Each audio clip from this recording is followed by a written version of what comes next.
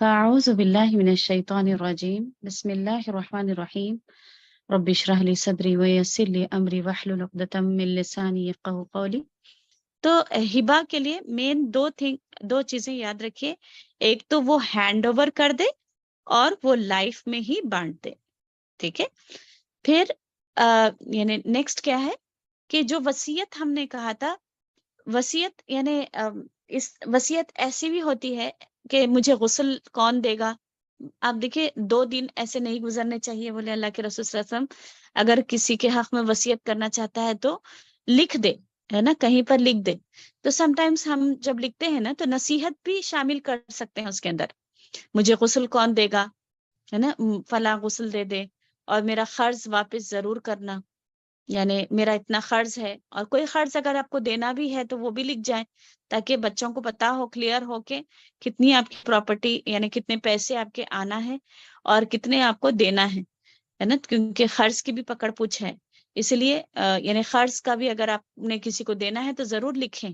और नमाज की पाबंदी करना और इस्लाम पर कायम कर रहना, ये सारी नसीहतें कर सकते हैं. समटाइम्स बच्चे इतने पाबंद नहीं होते हैं लाइफ में, लेकिन मरने के बाद क्योंकि वालिद की या माँ की वसीयत थी, इसलिए बहुत ज्यादा पाबंद हो जाते हैं. ये जो वसीयतें हैं, ये गुस्ल कौन देगा और नमाज की पाबंदी करना और इस्लाम पर कायम रहना, इसका ताल्लुक यानी हम जो विरासत की बात कर रहे हैं, हमारा इससे ताल्लुक नहीं है. ठीक है. हमारा ताल्लुक किससे है? एक बंदे की प्रॉपर्टी से है. ठीक है. तो जो भी प्रॉपर्टी वो छोड़ जाता है वो किसको देना चाहिए. ठीक है. तो किसके हक में दे सकते हैं वो हम देखेंगे कि वसीयत किसके लिए है. गैर वारिसिन के हक में वसीयत की जा सकती है. जैसा बहू है, बहू से ना सबबी रिश्ता है ना नसबी रिश्ता है ना, खूनी रिश्ता नहीं होता है बहू से. तो वो कह सकती है, एक सास के अगर बहू ने बहुत ज्यादा खिदमत की है तो मेरे जाने के बाद वो बहू को मतलब मेरा एक यानी सेट अगर देना चाहती है ये, या एक रिंग देना चाहती है या एक कड़ा देना चाहती है, लेकिन पूरी प्रॉपर्टी का 1/3 या उससे कम है तो दिया जा सकता है. लेकिन खाली एक कड़ा था उनके पास और वो पूरा का पूरा उठाकर बहू को देना चाहती है तो वो नहीं माना जाएगा, क्योंकि वारिसिन को महरूम नहीं किया जा सकता. ऐसे ही दामाद भी, बहू की जगह अगर दामाद भी अगर बहुत अच्छी खिदमत करता है और यानी अगर सास उसको देना चाहती है, वसीयत कर सकती है दामाद के हक में. ठीक है. तो गैर वारिसिन के हक में वसीयत हो सकती है.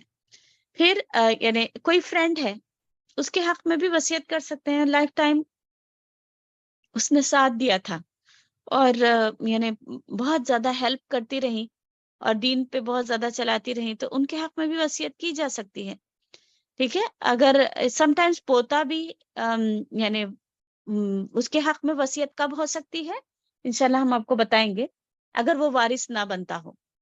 ठीक है. समटाइम्स पोता वारिस बनता है, तो अगर वो ऑलरेडी वारिस बन रहा है तो उसके हक में वसीयत नहीं की जाएगी. लेकिन मिसाल के तौर पे एक शख्स के 3 बेटे हैं, जैसा मैंने कहा कि एक आदिल, बीच वाले बेटे का इंतकाल हो गया. अब उसकी जो औलाद है वो प्रॉपर्टी, दादा की प्रॉपर्टी में से इनहेरिट नहीं करेगी, वारिस नहीं बनेगी. तो क्या कर सकते हैं, इनके हक में वसीयत कर सकता है दादा. ठीक है. तो वो कह सकता है कि मेरे जो 3 घर है इसमें से एक घर मेरे पोता पोती को दे दो जिस बेटे का इंतकाल हो गया है. ठीक है. तो ये क्योंकि ऑलरेडी इनके 3 बेटे थे, एक का इंतकाल हो चुका है, 2 बाकी हैं, तो ये दोनों प्रॉपर्टी ले लेंगे विरासत में. लेकिन फिर ये बच्चों का कैसा, है ना, ये पोता पोती का कैसा.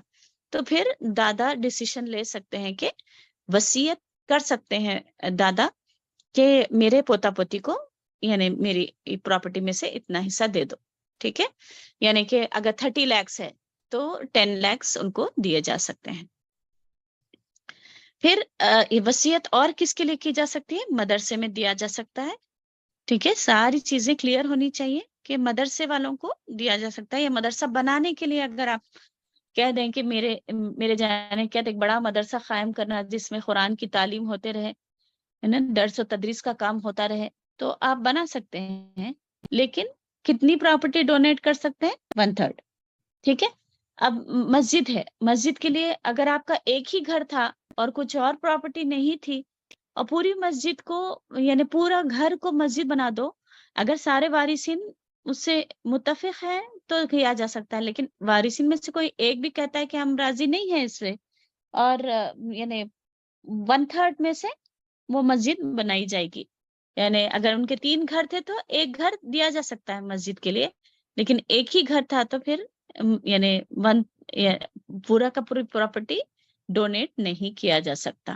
ٹھیک ہے، تو مسجد بھی بنایا جا سکتا ہے، چیریٹی کے لیے بھی دیا جا سکتا ہے، یتیم خانے میں، یا بیواؤں کی مدد کے لیے، یا اولڈ ایج ہوم کے لیے، ہے نا، چیریٹی کی جا سکتی ہے. وصیت اگر وہ کر جائیں کہ میرا مطلب وہ 3 گھر ہے نا، ایک گھر بیچ کر وہ اولڈ ایج ہوم میں لگا دو، یا یتیم خانے میں لگا دو، یا ان کے لیے مدد کے لیے کچھ کر دو، ہے نا، تو ایسا کرنا چاہیے. پراپرٹی یعنی بیچ کر، یعنی 3 گھر تھے ان کے، تو یا ایک بگ اماؤنٹ وہ کہتے ہیں، تو اس میں سے جیسا 3 کروڑ کی پراپرٹی تھی تو 1 کروڑ تک یعنی وہ یعنی وصیت ان کی جا سکتی ہے اگر انہوں نے وصیت کی تھی تو. ٹھیک ہے، یا میڈ بھی بہت زیادہ خدمت کرتی ہے تو وہ بھی میڈ کو بھی دیا جائے گا، یعنی جتنا بھی وہ وصیت کرتے ہیں 1/3 کے نیچے ہو یا 1/3 تک ہو. ٹھیک ہے، پھر محروم رشتے، یعنی کون محروم کر دیے جائیں گے، یعنی کہ نانا وارث نہیں بنتے. یاد رکھیے، نانا وارث، دادا وارث بنتے ہیں لیکن نانا وارث نہیں بنتے. اوکے، ایسے ہی پوتا پوتی وارث بنتے ہیں لیکن نواسا وارث نہیں بنتا. پھر ماموں یعنی چاچا وارث بنتے ہیں لیکن ماموں، زیادہ تر نانا یا ننیالی رشتے وارث نہیں بنتے. ٹھیک ہے، ماموں وارث نہیں بنتے، خالہ وارث نہیں بنتی، داماد بھی وارث نہیں ہوتا کیونکہ کوئی سببی رشتہ ہے نا، نسبی رشتہ ہے نا. پھر بہو بھی جیسے میں نے کہا کہ وارث نہیں بنتی، پھوپھی یا پھوپھا بھی وارث نہیں بنتے، طلاق شدہ بیوی بھی وارث نہیں بنتی، مسجد یا مدرسہ یعنی وارثین میں نہیں آتے بلکہ وصیت کی جا سکتی ہے نا. تو یعنی ایک بات یاد رکھیے، نانا وارث نہیں ہوتا. سوال یہ پیدا ہوتا ہے کہ نانا کو وارث، حالانکہ نانی وارث بنتی ہے لیکن نانا وارث نہیں بنتا، تو نانا یعنی وہ بھی کسی کا دادا ہوگا، ہے نا، تو اس طریقے سے وہ وارث بنتا ہے. اور پھر نواسا بھی کسی کا یعنی پوتا ہوگا نا، تو وہ ایز اے پوتا انہیریٹ کرتا ہے، لیکن نانا کی پراپرٹی اگر نانا کا انتقال ہو جاتا ہے تو نواسا انہیریٹ نہیں کرتا. بیٹی کی اولاد ہے نا، نواسا نواسی، وہ یعنی پراپرٹی میں سے نہیں لے سکتی. ٹھیک ہے، اگر ایسا کرنے بیٹھیں گے تو بہت زیادہ وارثین ہو جائیں گے اور پراپرٹی بہت لوگوں میں ڈسٹریبیوٹ ہوگی، ہے نا. تو اللہ نے فائدہ دلایا ہے بہت سارے لوگوں کو لیکن قریبی رشتہ داروں کو دلایا ہے. وارث، آئیے ہم دیکھتے ہیں کہ وارث یعنی 3 قسم کے ہیں. سب سے پہلے وارث یعنی پراپرٹی لینے والے. ٹھیک ہے، جو بھی پراپرٹی، جو بھی ایسٹس جو میت چھوڑ جاتی ہے وہ لینے والے 3 قسم کے ہیں. ایک کیا ہے؟ اصحاب الفروض، دوسرا اسبہ، تیسرا ذوی الارحام. اوکے، اصحاب الفروض کس کو کہتے ہیں آج ہم دیکھیں گے، ان شارٹ دیکھیں گے کہ اصحاب الفروض کس کو کہتے ہیں، کہ میت کا مال لینے والے وہ رشتہ دار جن کا حصہ قرآن اور حدیث میں مقرر ہے. فکس شیئرز ہے نا، جن کا حصہ مقرر کر دیا اللہ تعالیٰ، ان کو دینا ہی دینا ہے. جیسا میت کی بیوی ہے، ان کو دینا ہے، شوہر کا انتقال ہو گیا تو ان کو دینا ہی دینا ہے. کتنا دینا ہے اللہ نے ڈیسائیڈ کر دیا ہے. ٹھیک ہے، پھر ویسے ہی میت کے ماں باپ ہے تو وہ کتنا لیں گے وہ اللہ نے ڈیسائیڈ کر دیا ہے. ویسے ہی میت کے بیٹی ہے تو وہ کتنا لے گی وہ اللہ نے ڈیسائیڈ کر دیا ہے. تو اصحاب الفروض یعنی جو میت کا مال لینے والے وہ رشتہ دار جن کے حصے مقرر ہیں. ٹھیک ہے، اللہ نے ان کے حصے مقرر کر دیے ہیں. زیادہ تر اصحاب الفروض اب دیکھیے کمزور طبقہ ہے جن کو مال نہیں دیا جاتا تھا. مثال کے طور پہ پہلے زمانے میں بیٹی کو کوئی حصہ نہیں دیا جاتا تھا تو بیٹی کا حصہ کتنا ہوگا اللہ نے مقرر کر دیا ہے. ماں باپ کو آج بھی نہیں دیا جاتا ہے پراپرٹی میں سے، تو اللہ نے مقرر کر دیا ہے کہ ماں باپ کو کتنا جائے گا. ٹھیک ہے، تو اصحاب الفروض کیا ہے؟ ان کو فرض ہے دینا، یعنی کسی قیمت پہ ان کو یعنی ڈیلیٹ نہیں کیا جا سکتا، اگنور نہیں کیا جا سکتا، ان کو محروم نہیں کیا جا سکتا پراپرٹی میں سے، کیونکہ اللہ نے فرض کر دیا ہے. ٹھیک ہے، ان کو دینا ہی دینا ہے، ٹھیک ہے. تو جن کے حصے مقرر ہے قرآن اور حدیث میں ان کو اصحاب الفروض کہتے ہیں، ٹھیک ہے. تو اب یہاں تین ہم نے کہا تھا نا کہ وارثین تین ہیں، اصحاب الفروض اور اسبا.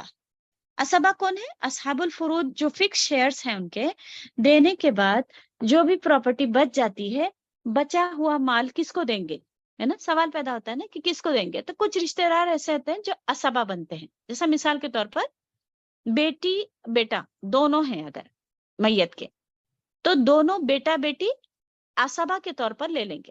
جیسا میت کے ماں باپ ہیں، بیوی ہے اور بیٹا بیٹی ہے، تو ماں باپ اور بیوی کا حصہ اللہ نے مقرر کر دیا ہے، فکسڈ ہو گیا.